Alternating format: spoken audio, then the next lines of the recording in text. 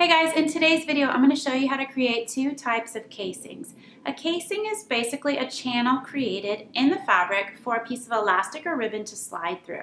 So in today's video I'm going to show you how to create two types, a folded casing and an applied casing. I also have one additional example to show you, some variations of how we use the elastic when working with the UK holiday top pattern.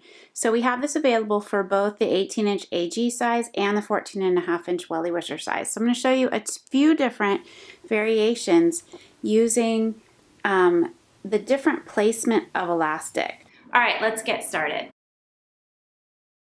So here I have a piece of fabric that's going to become a doll skirt. I've already hemmed this lower edge, but we need a way to make the top edge get gathered up to fit a doll's waist. And here's where the edge casing comes in really handy. So what we're going to do is, using a ruler and chalk wheel, we're going to mark off first a 1/4 inch so that we can turn the raw edge under. And then we're going to measure in another 3/8 of an inch and chalk a second line. This is so that the finished casing will have enough width for our 1/4 inch elastic. So I've pressed my edge under twice, first the 1/4 inch and then the 3/8 inch, and now it's time to edge stitch. Now that my casing is stitched, I'm ready to thread the elastic through.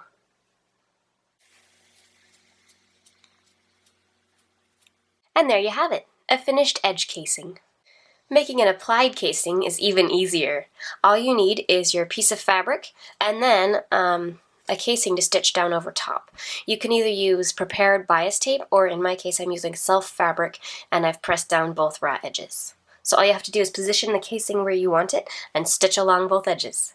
If you need a break in your casing to let your ribbon through, say around the waistline of a dress and you need a spot to be able to tie your ribbon, all you do is you cut the casing at the appropriate spot, you fold under the raw edge, and then you pin it in place so that the two ends butt up next to each other. Then stitch normally, but be sure not to stitch across the short edges. Then, simply run your ribbon through the casing, and you're all done. And there you have it, two different but easy ways to make casings. So here's an example of the finished UK holiday top, and you can see that we have elastic casing along the neckline. We have an applied casing on the inside of the sleeve that the elastic goes through, and then it has a raw edge hem that creates a ruffle right below that elastic casing. So that's done on the sleeve. And then it's also done along the hip line. So you're left with a small ruffle. The shirt then sort of blouses over as that pulls in at the hips, and it creates a drop waist effect on this top. Now I thought it would be fun to play around with the placement of the casing. So for this example, I'm going to show you moving the hip line casing up to an impure waistline higher up, and it creates just a little feminine dress.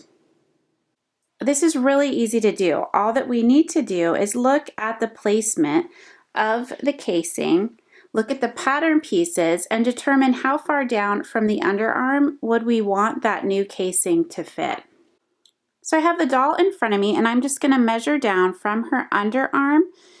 It looks like about an inch, and that will get me a casing that hits at the higher edge of her waistline. And when the elastic pulls in, it can be pushed up slightly to create a little bit of a bloused effect from the neckline to that waistline. So on the pattern piece itself, I'm simply going to measure an inch down from my seam allowance stitching line and make a mark right here on my pattern. Now that I have this mark, I'll mimic that exact same placement on the back piece as well, and then I'll make little markings on the cut pieces, notch into the fabric at that point in the seam allowance so that I know where to place my casing. Then I would just go ahead and finish sewing the pattern as instructed. So now I'm ready to go ahead and sew the elastic for the waistline casing. So on this example, I'm going to show you a different method. Instead of using the twill tape or ribbon to create an applied casing, we're just going to use a zigzag stitch. So I've gone ahead and I've used washi tape, which is an easily removable tape that comes in a variety of bright colors, and I use this frequently to just give myself a seam line on different pieces that I'm working on. So on my garment here, I've gone ahead and placed this about 1/4 of an inch below these notched markings where I wanted my casing and my elastic to be sewn on this dress. So I have the tape applied all the way from center back to center back, straight across the garment, and I'm going to use that to guide my stitching and have my elastic be placed evenly all the way across the garment. Alright, so we have the zigzag stitch applied, and I have my elastic marked right here. This was the original 11 inches, and this elastic is in here flat. It's not pulling at all. You can see the zigzag stitch right here is over the elastic. So as I pull this, it's gonna pull back. So I'll go ahead and peel that tape off. And then I'm just going to pull that elastic until I see that black line come out right there. And now that I have this black line, I know that's my 11-inch mark, and I'm going to just pin and sew it right here. And here you see we have the finished dress with the empire waistline, and it sits a little bit resting off the caps of her shoulders. Now for this next example, I'm going to show the difference of just using a longer piece of elastic on the neckline casing to create a top that comes off the shoulders. So that's pretty trendy right now. There's a lot of that. If you look around at spring fashion and you see that, it's pretty frequent to see the top that fits and just rests right off the caps of the shoulders. It also is a different design to have a little bit longer sleeve. So to do both of those things with this pattern, again, I'm going to just take my doll and I'm going to look at her arm length. And if I want the sleeve to come all the way to her wrist, I'm going to measure from where I want that top of that sleeve to hit at the top of her shoulder down to her arm, and it's about 5 inches for the full length. If I wanted to just have an elbow length sleeve or a 3/4 length sleeve, I could have 3 inches, 4 inches, or 5 inches for the full length. Now for the sleeve design that I want, I'm just going to simply extend this a little bit more than an inch so that I have a finished length of 5 inches that will hit at her wrist. So I'm just going to measure down in a few places. I'm going to put it at 5 1/4 so I have enough room for my ruffle, or if I wanted to add a hem. So now you can see my additional length added, and I'm simply just going to cut my pattern piece that much longer. So now with the additional length and a little bit longer piece of elastic to go around the neckline, I'm going to create an off-the-shoulder long sleeve version of this pattern. I'm also going to look at the pattern piece and take off this lower portion. So it's simply just cutting this off the bottom of the pattern piece so that this casing at the bottom is my finished hemline. So I have a blousey top that fits with no extended ruffle. Once we've gone ahead and sewn the fronts, backs, and sleeves together and we're ready to do that neckline, I'm just going to show you how I've made the adjustment to add a little bit to the length of the elastic so that the top, instead of going above the shoulders, creating more of a neckline size finish, it's going to go a little bit off the shoulders for an off the shoulder finish.